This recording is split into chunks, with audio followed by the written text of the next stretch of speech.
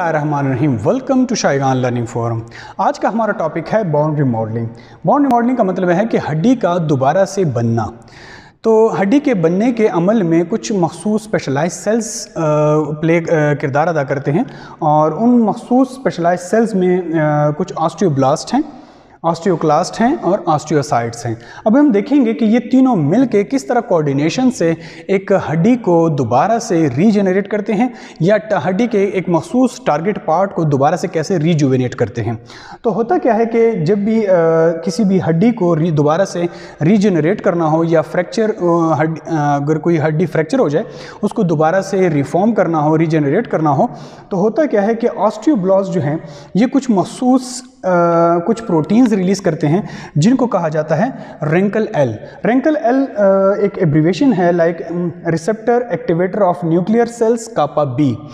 इनके इस रेंकल एल की वजह से ये बॉडी में मौजूद जो नॉन एक्टिव ऑस्टियोक्लास्ट सेल्स होते हैं उनमें उनके ऊपर इसके रिसेप्टर्स होते हैं।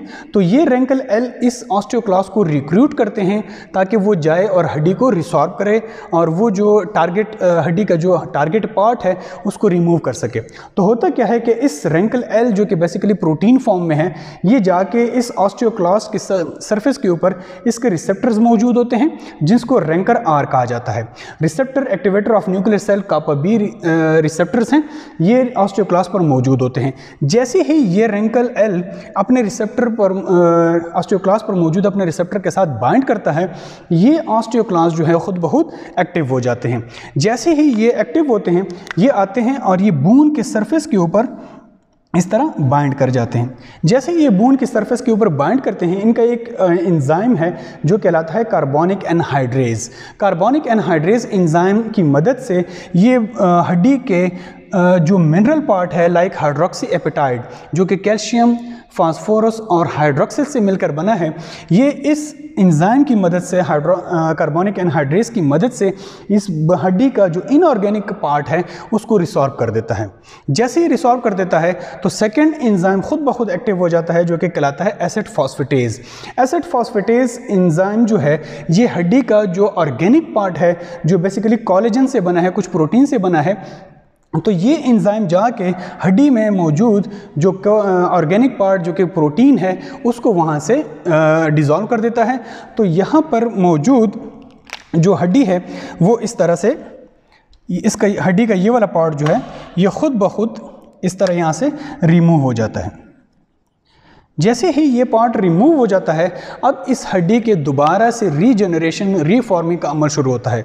तो होता क्या है कि जैसे ही ऑस्टियोक्लास्ट अपना फंक्शन कर देता है, उसका इनऑर्गेनिक और ऑर्गेनिक पार्ट वहाँ से रिमूव कर देता है, तो यहाँ पर जो ऑस्टियोब्लास्ट है वो दोबारा से एक प्रोटीन रिलीज़ करते हैं जिसको कहते हैं OPG प्रोटीन्स, ऑस्टियोप्रोटेग्रिन। ऑस्टियोप्रोटेग्रिन जैसे रिलीज़ होता है ये इस रेंकल आर को स्टॉप कर देता है और इस ऑस्टियोब्लास्ट को दोबारा से इस हड्डी की तरफ भेजता है, इस हड्डी के इस पार्ट की तरफ भेजता है और यहाँ पर इसको इससे कनेक्ट कर देता है। जैसे ही ये कनेक्ट करता है तो ये ऑस्टियोब्लास्ट जैसे ही इस हड्डी के ऊपर, इस बोन के सरफेस के ऊपर अटैच हो जाता है तो ये दो प्रोसेस करता है। एक ये कोलेजन रिलीज़ करता है, यहाँ से कुछ कोलेजन्स रिलीज़ करता है और हड्डी का ऑर्गेनिक पार्ट बनाता है। दूसरा ये ब्लड से कैल्शियम, फास्फोरस और हाइड्रोक्सिल ग्रुप को एब्जॉर्ब करता है और यहाँ पर इसकी मिनरलाइजेशन, मिनरल पार्ट को बनाना शुरू कर देता है। तो with the help of collagen और मिनरल पार्ट, हाइड्रोक्सी एपेटाइड पार्ट, ये दोबारा से इस हड्डी की रीफॉर्मेशन कर देता है और हड्डी जो है वो दोबारा से एक मैच्योर फॉर्म में कन्वर्ट हो जाती है। इस तरह हड्डी दोबारा से एक मैच्योर फॉर्म कन्वर्ट हो जाती है और इस हड्डी के मैच्योर फॉर्म कहलाता है ऑस्टियोसाइट्स।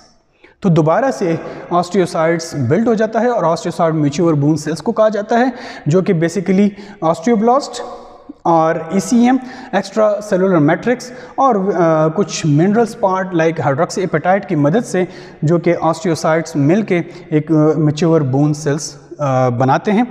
तो इस तरह ऑस्टियोब्लास्ट ऑस्टियोक्लास्ट और ऑस्टियोसाइट्स की मदद से बोन जो है वो रीजनरेट होता है, रीफॉर्म्ड होता है, या एक मखसूस हड्डी का एक मखसूस पार्ट को दोबारा से जिस्म जो है वो रिजुवेनेट करता है।